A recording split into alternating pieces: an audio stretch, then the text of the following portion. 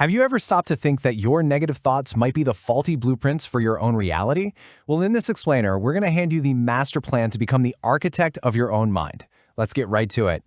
Think about it. Every single day, your internal monologue is literally building the world you experience, brick by brick. So the real question is, are you in charge of the construction site, or is the whole thing just running on autopilot? This problem actually has a name. It's called cognitive fusion. It's this state where we get so glued to our thoughts, so tangled up in them, that we can't see them for what they are. Just words, just sentences passing through our mind. When you're fused, a thought like, "I'm a failure," doesn't feel like a thought. It feels like a fact, like an undeniable truth. But, and this is a big but, here's the good news. You don't have to live in a poorly designed mental house.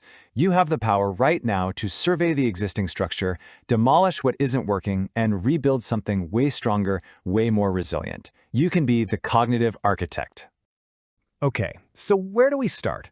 Well, every good architect knows you don't just start building without understanding the landscape first.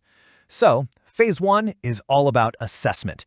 It's about shining a flashlight into those dark corners to see what we're really working with. And for this survey, we've got two foundational tools in our belt. First, we're going to deploy something called a mental noticer to just, notice our thoughts. And second, we're going to map the trigger terrain to figure out where the heck these thoughts are even coming from. This phrase right here, it seems simple, but it is incredibly powerful. The next time a thought like, "I'm going to totally mess this up," pops into your head, just gently reframe it. Say to yourself, "I am having the thought that I'm going to mess this up." See that? That tiny little shift creates space. All of a sudden, you are no longer the thought. You are the one observing it. And that, right there, is the first step to taking away its power. Okay, next up, you become a detective. Seriously, for just 1 week, keep a super simple log. When does that negative thought pattern show up? Is it after that one specific meeting at work? Is it when you're tired? Maybe right before you have to make a phone call. Mapping this terrain, your trigger terrain, it moves you from being a victim of your thoughts to a strategist who can actually anticipate and prepare for them. All right, the survey's done. We've identified the faulty structures, the weak spots in the foundation. Now it's time for phase 2, demolition. Let's bring out the heavy equipment. Our first demolition tool is called the Courtroom Challenge, and this is fun. You're no longer the one being accused by your thoughts. Oh no. You are now the skeptical prosecutor. Your negative thought is on the witness stand, and you are about to cross-examine it mercilessly. First question for the witness. What is the hard, cold, objective evidence that this thought is 100% true? And I'm not talking about feelings. I'm talking about facts. Okay, next question. What evidence out there contradicts this claim? See, our brains are wired to look for confirmation of what we already believe. This question forces you to consider all the times this thought was flat out wrong. And the final question, the knockout blow. Is this interpretation the only one possible? What you'll find is that under this kind of scrutiny, the thought's case almost always completely falls apart. Our next tool, believe it or not, comes from the world of improv comedy. Instead of fighting a negative thought head-on, which is exhausting, we use the yes-and technique. You basically stop arguing with your own mind and start building some real cognitive flexibility. So it looks like this. Instead of fighting the thought, "this will be a disaster," you kinda agree with it, and then you expand on it. You say, "Yes, it could be a disaster, and I could also handle it and learn from it." See, this isn't about some fake, forced positivity. It's about building flexible, realistic thinking by acknowledging the negative but not surrendering to it. Okay, we've cleared the site. The old shaky structures are gone. Now for the exciting part. Phase 3 is all about reconstruction. We're going to use much better materials to build mental structures that are not only stronger, but actually aligned with reality. Our first rebuilding tool is the Antidote Memory Bank. This is a consciously curated internal library of your past wins. So when your mind starts telling you, "I can't do this," you don't just argue back.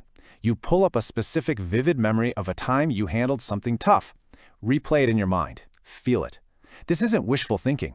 This is using your own historical data as cold, hard proof of what you're capable of.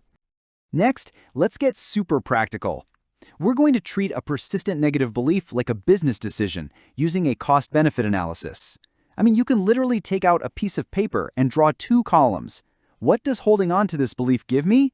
And what is this belief costing me? So let's take a common one, the belief that I must be perfect. Okay, a benefit might be, yeah, it drives me to work hard. Maybe it motivates me. But then you look at the costs. Immense anxiety, procrastination because you're afraid to start, never ever feeling satisfied. When you see it laid out like that, on a ledger, the choice becomes so clear. The cost is just way too high, and that creates a powerful motivation to finally let that belief go. The new structure is built. Phase 4, our final phase, is all about maintenance and future-proofing. These are the systems you put in place to make sure your new mental framework stays strong, no matter what gets thrown at it. This one is a brilliant way to contain that endless cycle of worried thoughts. You schedule a 15-minute worry window each day, let's say 5 p.m. If a worry pops up outside of that time, you just tell it, hey, not now, I'll deal with you at 5. You'd be amazed how many of those worries have completely lost their power by the time your appointment actually arrives. And finally, maybe our most immediate and powerful tool. Never ever underestimate the connection between your body and your mind. When you feel yourself spiraling into a negative thought pattern, you can use your physiology, your body, to immediately short-circuit it. The goal is to just change your physical state, which in turn forces a cognitive reset. It's like a hard reboot for your brain. And here are 3 super simple ways to do it right now. First, stand tall. Do a power pose like a superhero for 2 minutes. This isn't just in your head, it actually changes your hormones. Or go splash some really cold water on your face. This triggers a physiological response that instantly calms your nervous system. Or just drop and do push-ups for 60 seconds. The intense movement floods your brain with endorphins. These aren't just distractions, they are biological pattern interrupts. So there it is. The survey is complete. The demolition is done. A brand new structure is standing in its place, and you have a plan for long-term resilience. Your architectural toolkit is full and ready to go. But look, the plans are in your hands now, and a blueprint is just a piece of paper until you actually break ground. So the final question is for you and only you.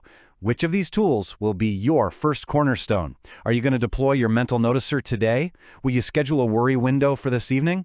The power isn't in knowing this stuff, it's in the building, so start now.